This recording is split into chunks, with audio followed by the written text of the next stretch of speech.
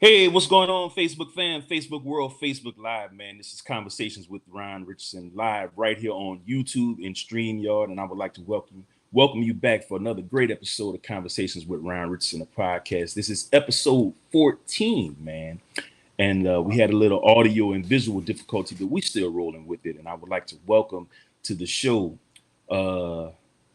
newfound family, man, new extended family, newfound good brother, a brother who I admire very dearly, and just like his overall swag, like his intelligence, everything about the brother, man. And he's been there for me from day one. We'll get into that as soon as possible. Mr. Derek Shackleford, aka Brother Shack. How are you, Hey, sir? hey, excellent, man. What's happening, brother? Glad to be here with you today. Yeah, man. Yeah. How Thank have you you. Thank been? you so much for having. I've been great, man. You're I've welcome. been great. Yes, You're sir. welcome.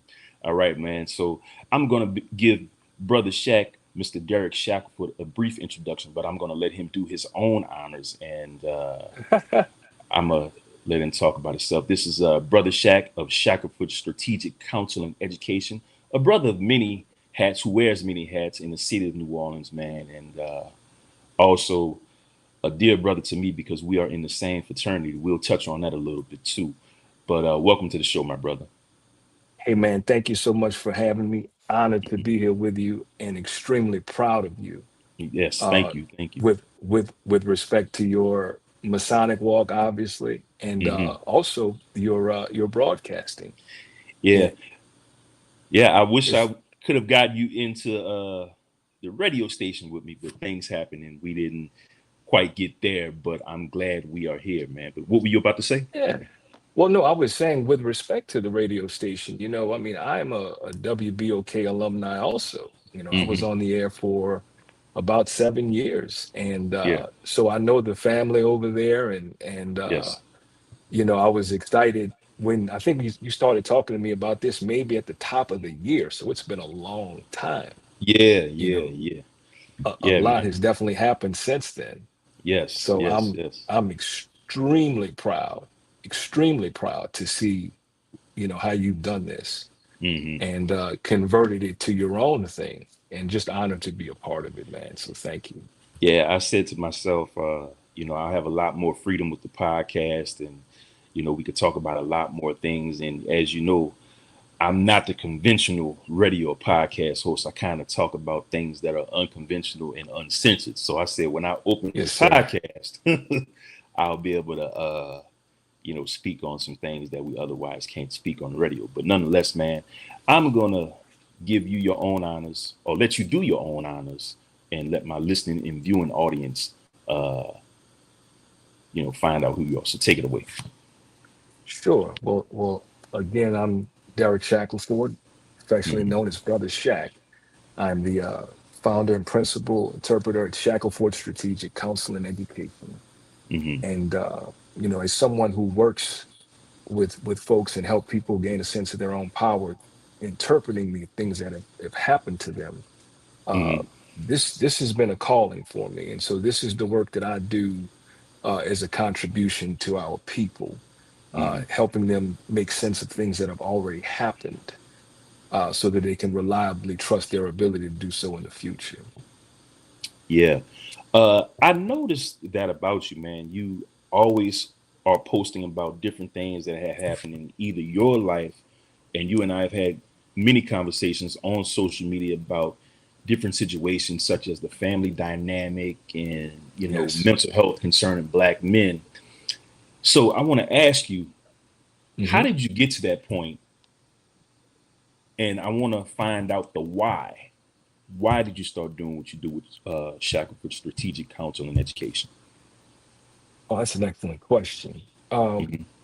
really, and I've said this, disclosed this actually on social media. I am late diagnosed at 50 Hmm. years old. I was diagnosed a couple of years ago. I just turned 52 a Hmm. couple of weeks ago. But late diagnosed, autistic, autism level one, ADHD, and CPTSD, as a black man. And so for my entire life, I have been trying to survive Mm-hmm. the imposition of what those diagnoses ultimately are.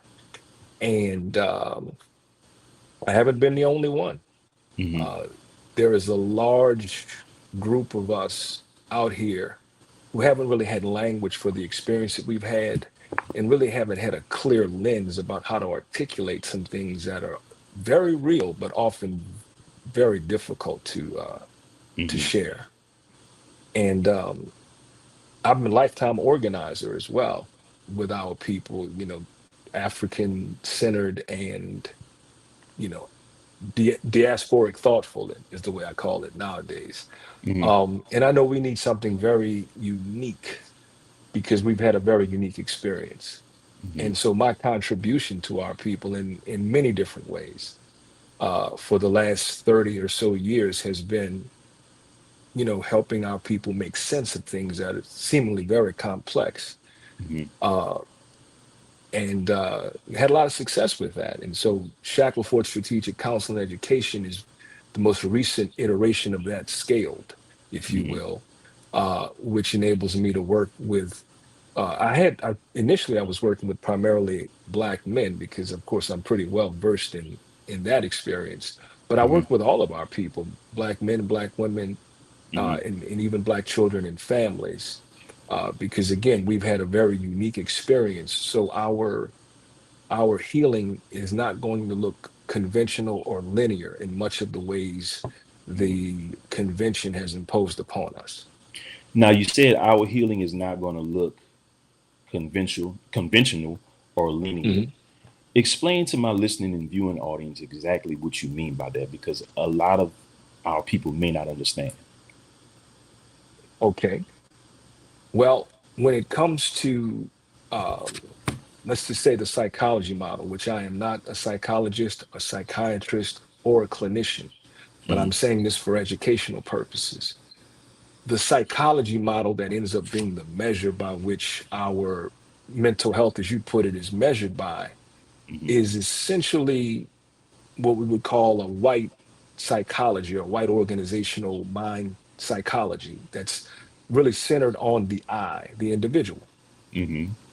and the historic experience of people who are racialized as Black, as we are, historically from our trajectory of being, enslaved Africans and Afro Americans and Black and everything in between, politically, really determines how we experience things as a collective.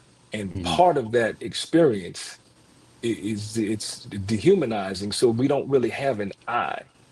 Mm-hmm. So the conventional white psychology model up against our experience has been proven to have, it's not been consistently effective because we don't always fit neatly into the linear way it explains things. Mm-hmm. For example, the premise in that world is if you want to have a better experience, you have to behave differently. In other words, if you're Mm-hmm. struggling with something, it's because you're maladjusted. And Mm-hmm. so that would say that if you simply behave differently, well, then you're going to have a different experience. But you Mm-hmm. can behave and act any kind of way you want. You won't be able to act out of your Blackness and politically what that means. Mm-hmm. So therefore, is that's what I mean when I say the conventional understanding or approach doesn't have consistent success culturally for our people, in my experience. So basically, let me see if I could put this in a little bit more simpler terms. Let's say a child who's in school, a young black man, a young black boy, a young black girl who's in school. Uh-huh. Are you saying that we are judged by the way we act without even knowing the reason why we act out? I think that there's a lot of history that suggests that the political reality, meaning the policy of Blackness, Mm-hmm. and however it's packaged, has its own messaging that all people have internalized, Mm-hmm. and that how we are seen in terms of racialized, we are seen Black before anything is known about us. And whatever that blackness means to the viewer or the perceiver has a lot to do with how they engage us.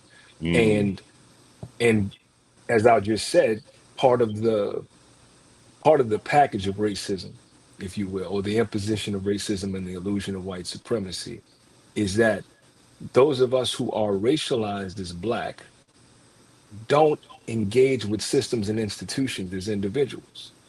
Which We brings me engage as a as part of a larger collective. I'm sorry, go ahead. oh, which brings me to this point. You brought up an interesting point. Hmm. Uh, I've always said that I've had two strikes against me Uh-huh. because I'm black, and Hmm. being differently abled also Uh-huh. adds to that. And I can remember back when I was in school, you talk about, uh, being in school and people placing a label on you Uh-huh. uh, when, you were in grade school. And I've also had that experience coming up, you know, even though I had the mind to sit in the classroom and do the work, teachers would always label me, oh, well, he has a learning disability, or he has this, because of the physical limitations that I deal with on a daily basis. Uh-huh. And that was always difficult for me because I always knew what I wanted to do, and I always knew what I Sure. was capable of doing. But the educators at that particular point in time didn't see that I was fit to Mhm. do so. So what are your thoughts on Okay. that? Do you still find in the education system today, do you still Mhm. find that goes on? And how can we negate that, or let's say slow down that process and make the process better for uh, our black children? Absolutely. Excellent question. Well, let's just say that's sort of where my work is in interpreting what you just described, that Hmm. particular experience. With integrative interpretation, what it uncovers is that the greater majority of the time the confusion exists is because we've organized our lives around something that wasn't true to begin with. Mm. So therefore, for example, teachers are whatever a teacher is political. That means there's a policy for teachers. If whatever a student is also political. Hmm. Now, those things are no respecters of anybody's humanity. But within the roles of a teacher or a student, we're talking about a disequal power arrangement. And you're talking about someone looking at you based on how you're abled and evaluating your humanity, and then behaving in a way that's consistent with whatever their evaluation is without any curiosity about how they come to see you that way. Hmm. So, Hmm. so largely our questions aren't always the right questions. We got to go a few levels deeper to really get an understanding of how we come to be in the situation. So there's no way we can affect how somebody sees us because we don't know what their education has been around what they think they're looking at. And all of the socialization that all of us receive, and when you talked about Hmm. the education system is probably the best socialization tool that exists in this nation because the education system teaches everyone what to think. Hmm. It doesn't teach us how to think. Mm. See how that's a profoundly different thing. Hmm. And when it teaches us what to think, there again, we've already decided that when we see someone who's able differently, we've decided that we know what their limitations are. We've decided we know what their intellect is. We've decided that we know what their aspirations and their potential is.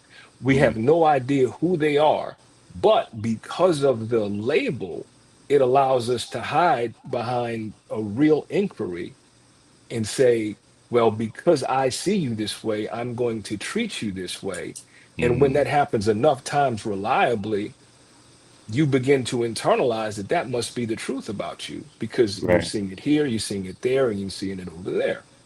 Right. So, what integrative interpretation does is say, well, let's hold on a minute. let's orient ourselves around what's true here. And that's a Hmm. different kind of a discipline. And it's not an easy transactional thing, Brother Richardson, to just change that about people when they often have no awareness that that's even going on. They're just Hmm. trying to deal with you based on what they think is the right thing without having to actually engage who you really are. Because then Hmm. they'd have to share with you who they really Who are. they And really are. they may not even be so sure about that. Right. It's amazing, man. The people that I've met over the years in the workplace, as you know, I've been in radio for a long time. This has been my Yes, sir. career for the last almost 20 years now. And I mean, I've Hmm. even experienced it when I first came in. Uh, even like I said, even in school, but especially in the workplace. I started working in Uh-huh. radio when I was 25, 26 years old. And Sure. it's amazing how when I came in, for people that don't know, radio is a huge learning curve, especially when you work on a technical side behind the scenes with the board and the computers. And it Yes, was a sir. it was you know what I'm talking about. It was a major I learning do. curve for me. So what would happen is when I wasn't able to pick up uh, as fast as my fellow coworkers or people who were coming in, they set me in place and said, "No, we're going to keep you right here because this is all we feel you can do."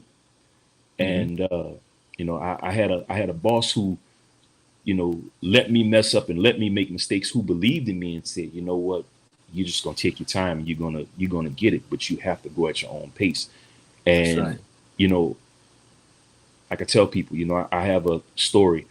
I stayed on an overnight shift for 10 years before I Mm. even got my first break. And I think it was after or during COVID when the first uh, thing of COVID went by. I got a job at another radio station, and man, I flourished. Sure. And it's like you think back to all those times that people said that you couldn't, and they placed you in this, and it's like you have that aha moment. I told you so. And I always tell people, man, and you know this because you saw it firsthand. Uh, when I came in, I didn't let anything stop me. I kept rolling. I kept rolling. And, That's right. that's what I try to do with conversations with Ron Richardson, man, is motivate, you know, anyone, not just the disabled community or differently able community. I try to motivate anyone and everybody to just do the best that you can do. Which brings me to you. I'm going to jump into a little bit of your personal life. Sure. What was it like growing up for you, uh, as a child in the education system? And when did you realize that, I'm not going to say you had a problem, but when did you realize that you had a situation that you were dealing with before it was even addressed?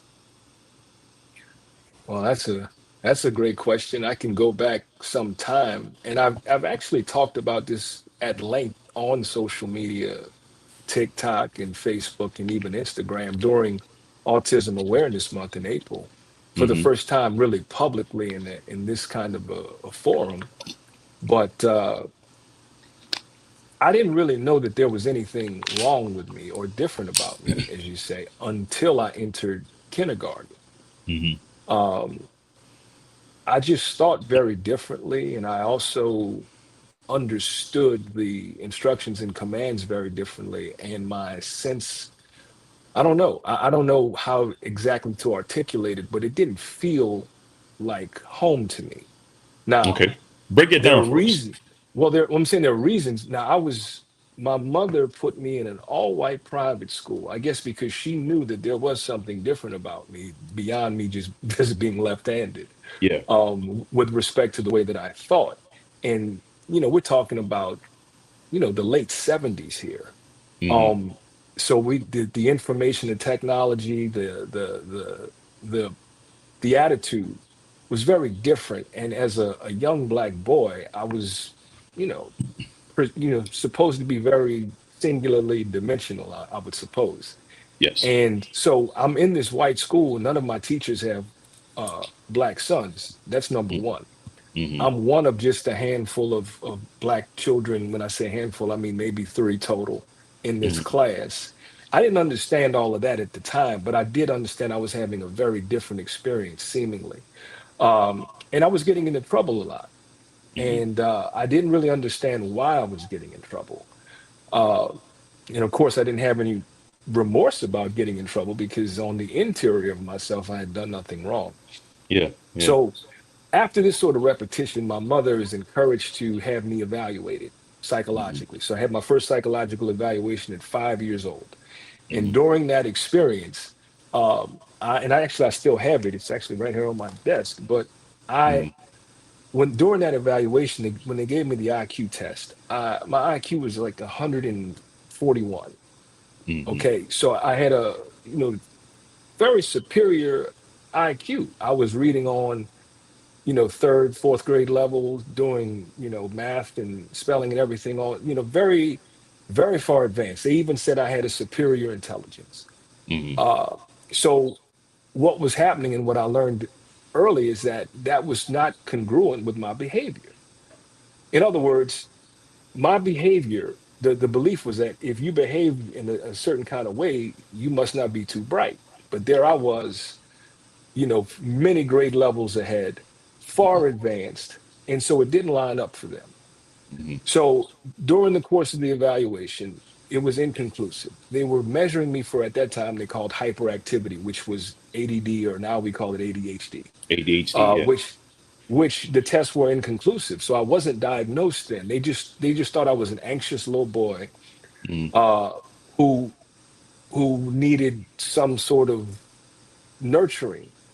Mm-hmm. And the interesting part about that is it always depends on who's viewing this. No one looked at the fact that I was a small Black boy in an all white school in a completely different environment than I was raised in, with teachers and administrators and everybody who had no real experience with somebody like me.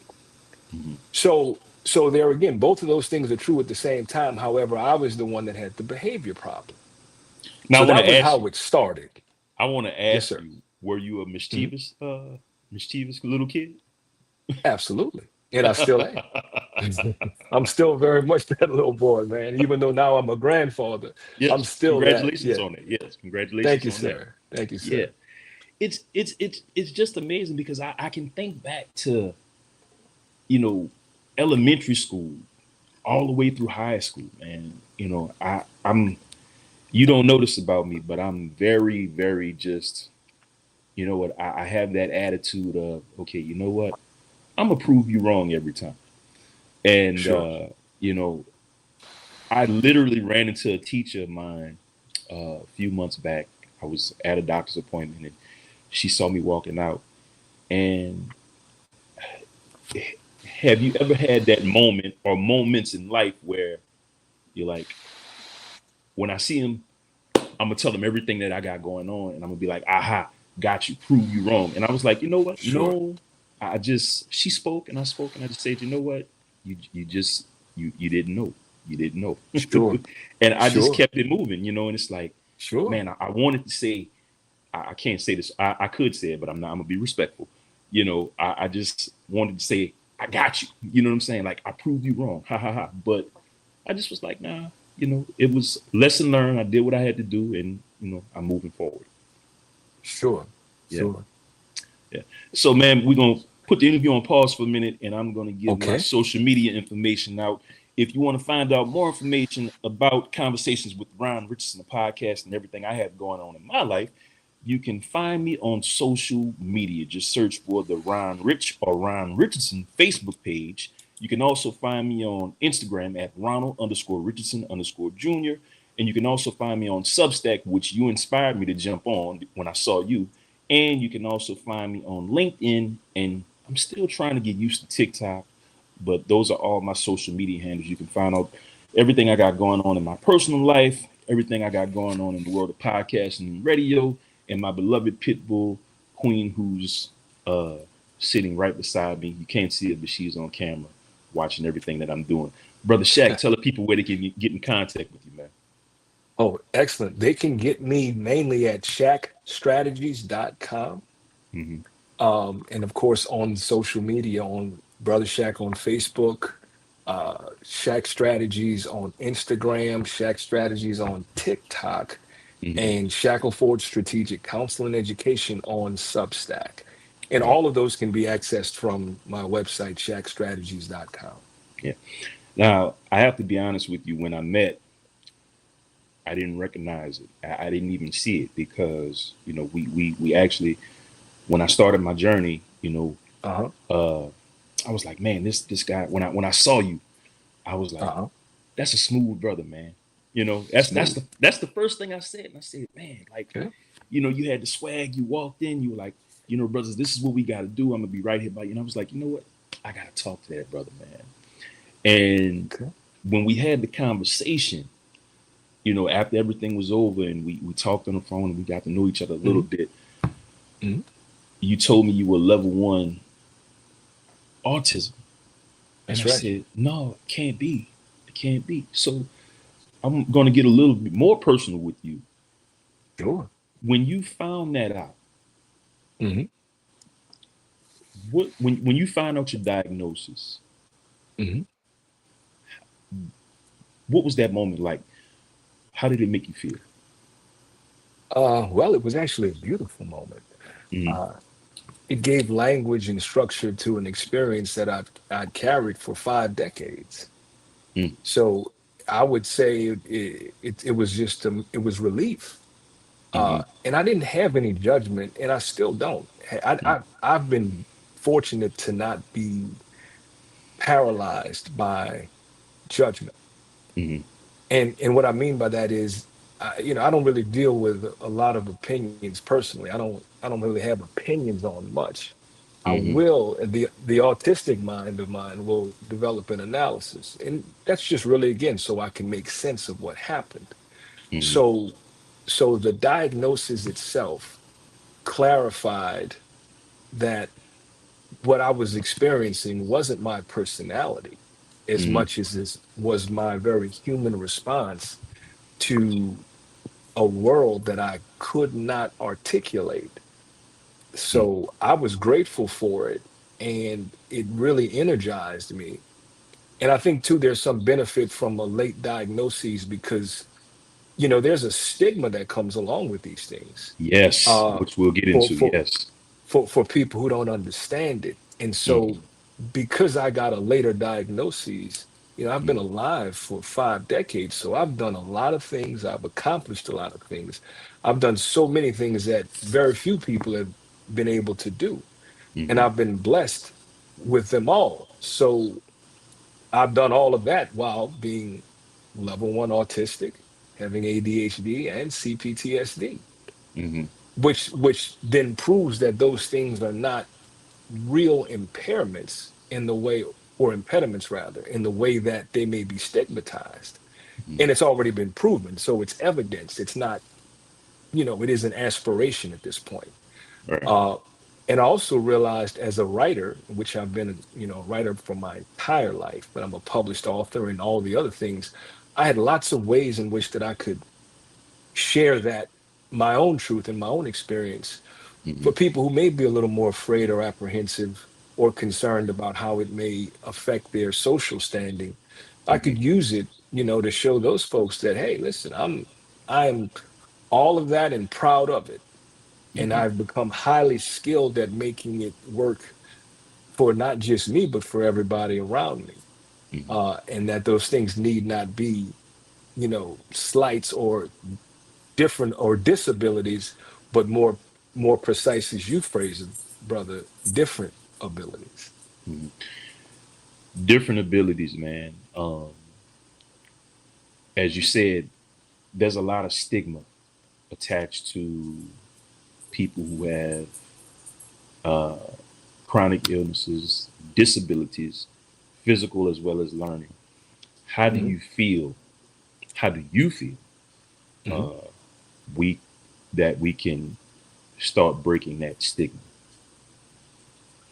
Well, I think people like you are already actively engaged in that by Mm, devoting yourself to your putting your heart outside of your body, which is this kind of a platform here, and all the other things that you do within the community, within your family, and within, the organizations that you're a part of, because you're an example. Hmm. You just your presence alone educates people. You inspire people, and you build community around something that many folks are afraid of. Hmm. And for folks, I have found, as someone who, has been, as a black man, I don't think we have a lot of choices, but about being fearless. Hmm. I've never had the issue of being afraid, very often, but there are some people who don't feel as comfortable, aren't as sure, and the a confident presence can do a lot. Hmm. So I think that as you continue to grow community and expand your reach and influence and your own personal growth and development and your willingness to share that, so publicly, is certainly a move in the right direction. And it gives folks who are just coming into the knowledge of these various abilities and diagnoses and things like that, it gives them somebody to see, as the great visual learners we are. Hmm. So I think to that end, you are certainly changing the world, you You know. know, man, it wasn't always this easy. I've told this story many times on my numerous platforms and numerous radio stations that I work for. Um, 2017, my grandmother passed away, and Mm. I was still working overnight. And a friend of mine, who I shout out pretty often, older guy by the name of Jack Harris, we were sitting on the overnight. It was just always him and I. We would always just talk about whatever. He said, "Ron, Uh-huh. when you get your platform," he said, not if, he said, when you get your platform, he said, "Man, That's right. why don't you talk about the exact thing that you know?" And he said, "Well, who better to talk about disability than you, because you live it?" And brother Sure. Shaq, I was, at that time, I was like, I didn't want to be on the overnight shift. I was ready to go home and go to sleep, and Hmm. I hung on to that. So Sure. fast forward, my grandmother passes away in 2017. I don't know, My you know, condolences. what I didn't know what to do, and I'm like, you know what? I came home one day from the overnight shift, and one morning, and I just fired up my YouTube channel and I started talking. And then fast Hmm. forward, years later, I got the radio show, and I said, okay, well, I'm gonna just talk about disability. And That's right. I didn't know, I didn't know that everything that I was talking about concerning disability was connected to mental health. One of my guests on the show said, "Why don't you open up your horizons and start talking about mental health?" Now, I didn't know nothing about mental health. I didn't even know what an advocate was. I Sure. said, so 2 shows in, I started talking about, mental health. And when I got my radio show, I would just let your average everyday Joes off the street come in and just go for an hour. And I'm Hmm. listening to these stories, and Uh-huh. it showed me that black, white, whatever, we all have something going on, and we all have issues that we're dealing with, whatever it may be. And that's when I said, you know what, I'm going to become an advocate for this. Yeah, And right. man, that's what conversations with Ron Richardson has been about, which is going on its fourth year now, man. Even though we've Beautiful. switched to the podcast route, but I'm going on 4 years Yeah. with this, man. So as far as your advocacy and different things like that, what else do you do in the community when it comes to supporting our people with their mental health journey? Well, you know, this integrative interpretation, as I've coined and developed, is its own discipline. Hmm. You just mentioned about therapy. Therapy generally asks questions about healing, mental health, and emotional functioning, and psychological well-being. Hmm. Coaching, coaching talks about, kind of where you are and helps you identify goals and accountability and that kind of thing. Yes. Mediation is its own thing, and consulting and so forth. But what I do, integrative interpretation, it asks a different question, Hmm. which is what's actually happening here and what does it mean? Hmm. When you were talking about what you experienced, your grandmother passing, even earlier in the show when you were talking about people not being so sure that you were going to be able to do certain kinds of things, Mm, I'm more curious about what those kinds of things mean. Because, one of the things, and I don't know if you know or not, but one of the beautiful attributes that comes along with autism, especially the kind that I have, is very acute pattern recognition such as. or anything. You Mm-hmm, know, this I'm very curious about things that people see because I want to know about the why. Like, mm-hmm, why does it happen? And I don't, and it's an analytical why. It's not a why that presumes it shouldn't happen. mm-hmm, And what that does is it really helps me formulate the right kinds of questions. And those questions help me make sense of things. And it also helps me work with folks or help people think with me about making sense about what happened with them. yeah. Because there's nothing wrong with any of us, but something has happened to us. To And cause us to cause well, us to, yeah. I'm saying the causes, yeah, the causes to do many things, but it's the Mm-hmm, confusion around the actual process, not the transaction of the happening, but the mm-hmm, process. So, in other words, there's two things that are usually occupying the same space: the definition of something and the meaning of something. mm-hmm, Now, those two things are usually conflated. People would say definition and meaning are the same things, but my brain knows different. The definition is what the thing may actually be, what it's named, what it's called. mm-hmm, But the meaning is how it feels. mm-hmm. That's different because the meaning is the thing that shapes behavior. That's the feeling. Because you think about how many times people may know something intellectually and behave in the total opposite direction. Of what that, So yeah, of what they know. yeah, yeah, So yeah. that's because the compulsion always sits with the meaning, not the definition. Mm, So I'm interested in why the behavior occurs, and I can look at it, have the courage and the emotional and intellectual fortitude to really examine it just for what it is. And then we can talk about that. And it's right there that helps our people begin to make sense of things because most of the time when people come to me, mm-hmm, Ron, they have organized their lives around something that was never true to begin with. mm-hmm, It was never even true. And that's the reason why they haven't been successful, maybe in therapy or maybe in coaching or maybe in some of these other kinds of things, is because they're mm-hmm. beginning from a place where it's not even true. And they're beginning from hurt. Well, sure. But Yes, what is hurt? Hurt is a feeling, it's a right? feeling. Right, right. So I just talked about that. Hurt is what that Yes, experience meant to them, yes, which is yes. which is not exactly singularly what happened.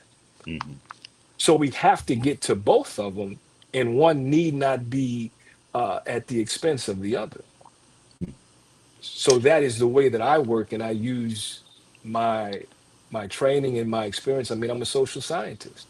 I'm mm-hmm, very curious about why we do the things that we do, mm-hmm, but I have an allegiance to Black folks. So I'm looking at our people, but I'm also looking at our people in the larger context of all the peoples of the world and what the arrangements have produced in all of us.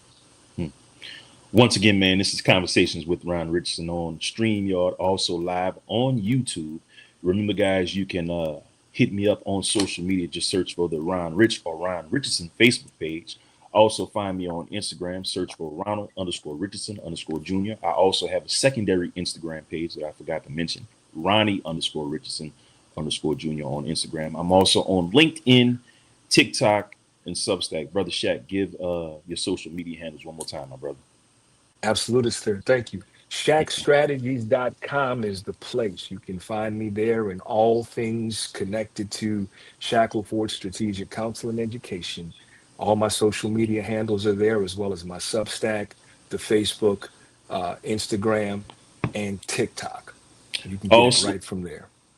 man, Conversations with Ron Richardson has started doing advertising packages for small businesses and companies around the city of New Oh, Orleans and wow. beyond. So if you want to get your advertisement on with me, man, Hit me up, richardsonronald024 at gmail.com. We have some reasonable advertising packages and prices for anybody who wants to get their small business or company out there, man. I'm trying to broaden my horizons here and, you know, get some more money rolling in. So as soon as that Yes, happens, sir. hey, look, you know. So, Brother Shaq, man, Yes, sir. what have you noticed? Because you're an educator as well. Yes, sir. What have you noticed in the New Orleans public school system about our students? What are some key points that you can give to me about the education system in New Orleans and how our little black girls and black boys are being educated in today's system? Okay. Well, I mean, just quick observations, and I've had some good dealings over the last few decades inside of the public school systems and private school systems, and even African centered homeschool education. And what Mm-hmm. I will say is that the 98% of the children in New Orleans are in the charter school system, which we know really birthed itself about 21 years ago. Yes. You know what I'm saying? Right here on Yes. the anniversary of Katrina, or Mm-hmm. even though it wasn't just this particular day, this was the catalyst for removing all of the public school teachers and the black teachers who were teaching the black children and so forth, and to run the what has been the charter school experience. Mm-hmm. And so, or experiment rather, Mm-hmm. that has become the experience. But Mm-hmm. the New Orleans is that, and I'm just doing this sort of from memory as a working memory, so correct me if I'm wrong, but I believe 98% of the children in the city of New Orleans are in the charter school system. Mm-hmm. And those are black children that we're talking about here. Mm-hmm. And black children, the poverty for black children in the city of New Orleans is upwards of 40%. I think it's a little bit closer to 50% right now. You can check me on that. Mm-hmm. But compared to white poverty, which is, I think, 3 to 5%.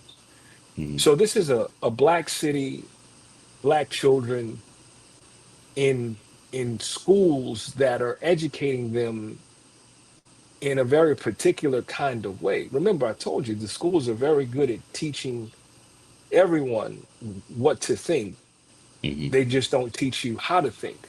But Mm-hmm. if you're taught what to think, you're going to have very predictable outcomes because everybody has the same information and everybody's viewing things from the same vantage point in terms of potential and everything Yes. else. Yes. So you would have to be curious about, as you said, there have been people who have evaluated very thinly, but evaluated your own learning potential and abilities based upon what they saw visually or the way they understood your situation.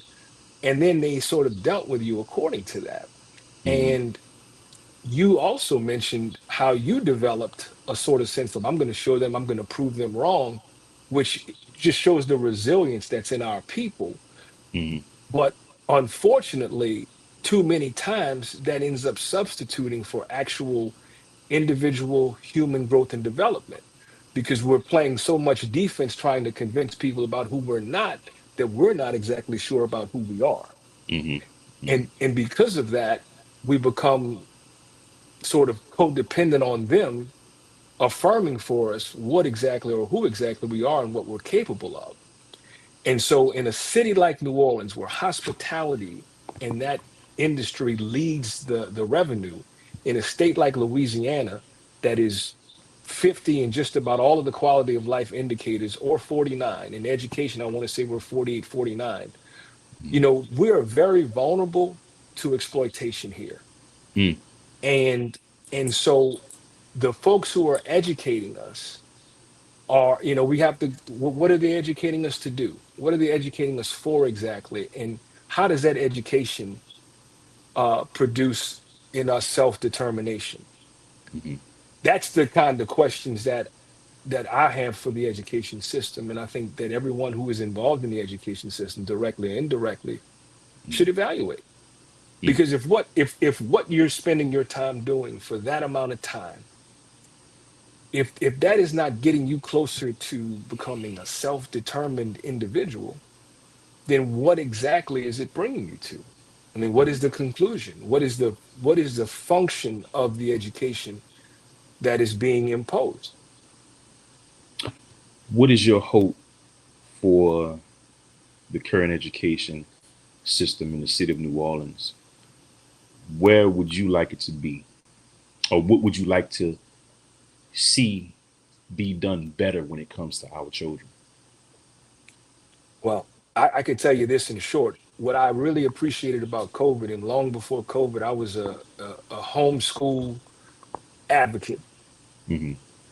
because I think that our children learn very differently, and the environment has everything to do with it. Hmm. And a lot of the times when you walk into those schools, I mean, you tell me, do you feel welcome? Do you feel at home? Do you feel invited? Do you feel like here's a place who actually sees me? Do you feel Mm. like that? And if you have to spend your days in a place where you feel like you're a visitor and you don't really belong, and you look around and all the people who are in charge don't really look like you, Hmm. again, what is the ceiling on your imagination? Mm. So what I'd love to see is what happened during COVID, where many times education became a more localized, familial, personal thing that happened at home. Hmm. I see the trades, coming back now, because again, the way the education system is structured, not everyone will thrive in it. And Hmm. even with the tracks that exist now, there are more advanced degrees than ever, and there are also more people who are still in poverty who have multiple degrees. Hmm. There's a very I mean, the data says that the more educated you are doesn't necessarily produce consistent stability, which is what people, I think, believe that education would produce for them, is stability. A very Hmm. reliable means to produce stability. So I would like an education system that could reliably produce stability for the students and teachers and other faculty members engaged in it, where they were not so concerned about being able to pay their bills, and I'm talking about teachers now, Yes, yes. that they were not so stressed about making ends meet, that they were not so stressed about their own quality of life, or they were not in oppressive administrative environments that they knew. Hmm. These teachers are in a serious jam, man, because they've devoted their lives and their time in investing in educating themselves and being certified to educate and teach children, and they're not really at liberty to do that the best way they know how. They're at the mercy of the conglomerates that make those rules, and if they don't do that, then they don't get the opportunity to stay there and take care of themselves and their families. So I Hmm. would love an education system that is really considerate of everybody's humanity for the benefit of all of our people at the expense of none of them. Mm. That's what I'd like to see. Mm. Man, you have dropped some gems during this podcast, and I was so excited. And I know we had some scheduling timing conflict, but it worked out, man. And I'm like I said, I've said this the whole podcast. I am glad you're here, and I'm glad you're doing this with me, and I'm glad you're putting this information out there for our people, because Absolutely. it's brothers like you that keep brothers like me going, man. And I'm grateful. I am really grateful. So Likewise. yes, Likewise. I want to touch on some of your written works and Okay. that whole situation. So tell us Sure. about some of the books that you've written and had published. Oh, well, thank you. Yeah, I'm Resolving Rape Culture. I published in 2020 on Black Love Day, February 15th, Hmm. 2020, right before COVID happened. Yeah. And it did extremely well. It's actually available for checkout in all the public libraries in New Orleans. Okay. But I am currently, even as early as today, I'm working on the um, the update of it, if you will, the second edition for Hmm. 2026, that has what I've learned in the 6 years since publication. But Hmm. Resolving Rape Culture is a book that centers the very unique oppression on some people who are very near and dear to both of us, uh, because we come out of them, Black women. Yes, yes, Uh, yes, yes, yes. and I take a look back through religion, athletics, politics, and entertainment. Hmm. That's the acronym of RAPE. Uh, in we know culture is a way of life. That's what that book has done, and it has done. I mean, there's a workshop version of it. There's a school curriculum of it, and it Hmm. does many things. And I'm retooling it right now, and I'm having a great time doing it. I was working on it just earlier today, and I'm really Hmm. excited about the relaunch and re-release of that, which is going to happen sooner than later because people have been asking about it.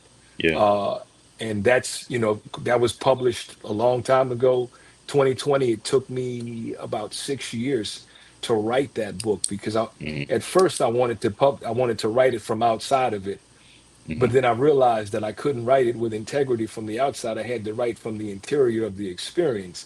So Hmm. I'm very much so in the publication as someone who, you know, is being worked on, Hmm. and I'm offering myself in that process. Yeah, man.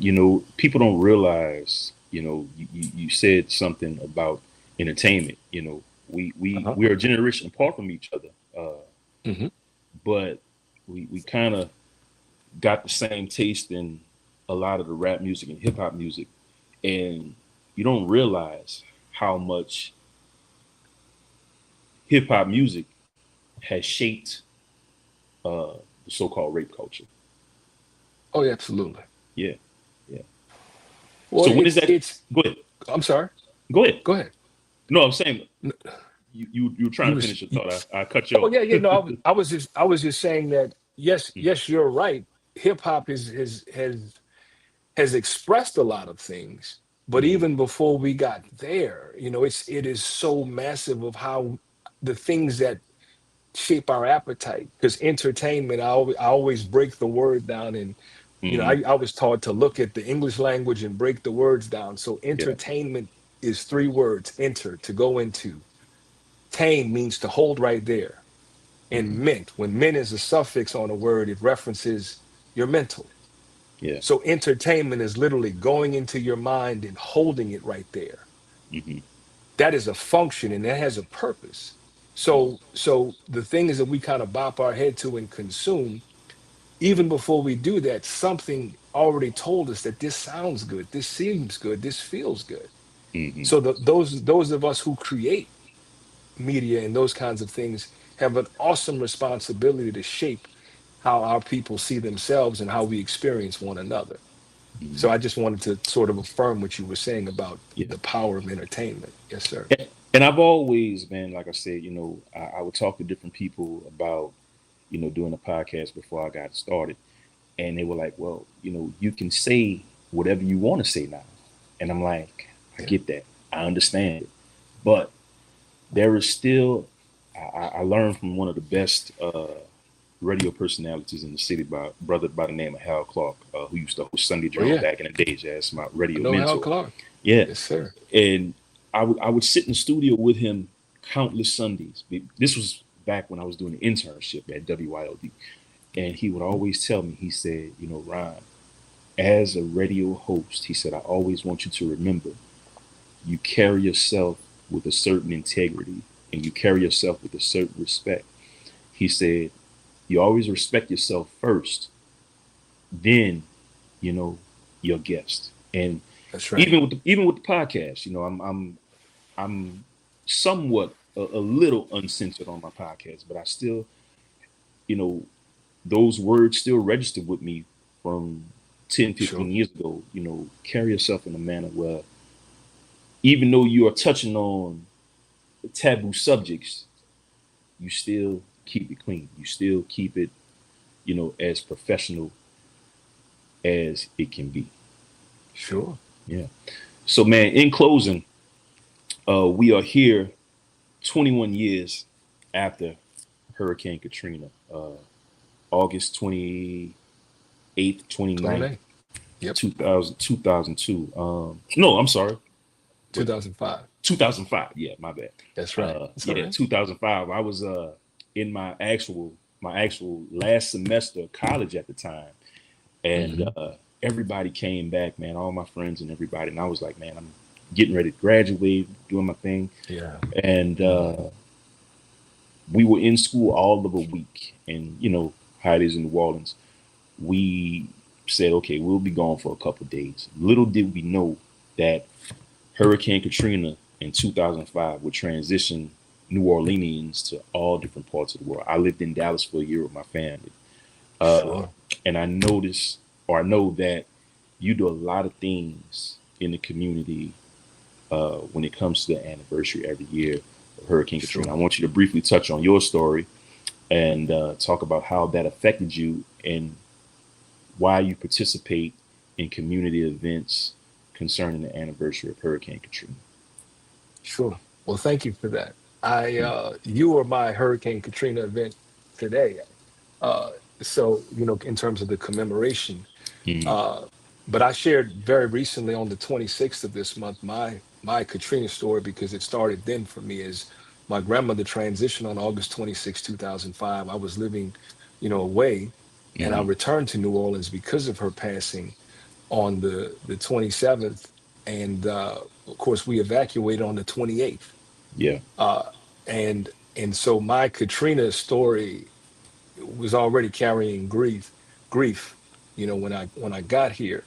Mm-hmm. So generally every year I'll do some participation in the Katrina commemoration event because that was a collective grieving for the city of New Orleans.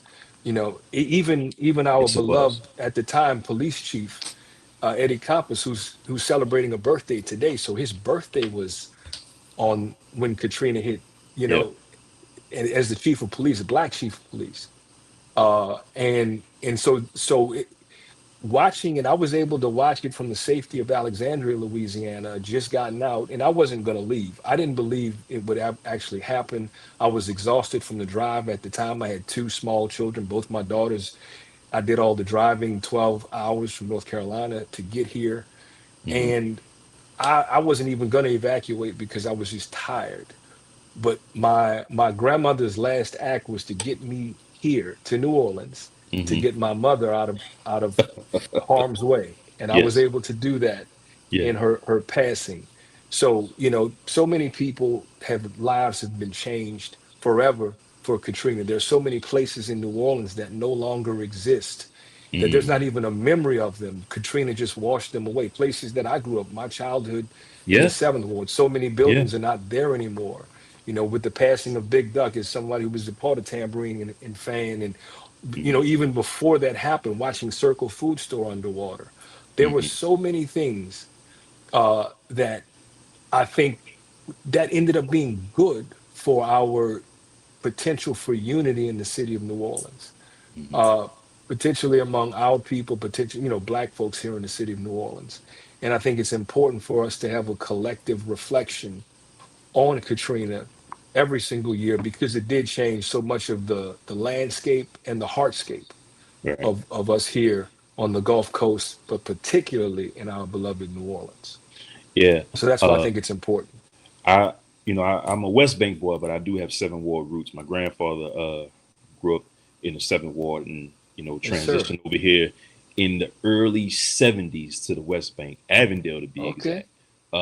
So Okay. yeah, but man, that was just a time where I was like, I didn't know what I was going to do, because Sure. my mind was set on accomplishing that goal of graduation and you Right. know going get into the next thing, but it didn't work out like that. But you know I just learned that from that situation that you literally have to put one foot in front of the other and take one day at a time. That's what Katrina taught me. That's right. All That's right. right. All right. So man, in closing, brother Shaq, what's next for you, my brother? What's next?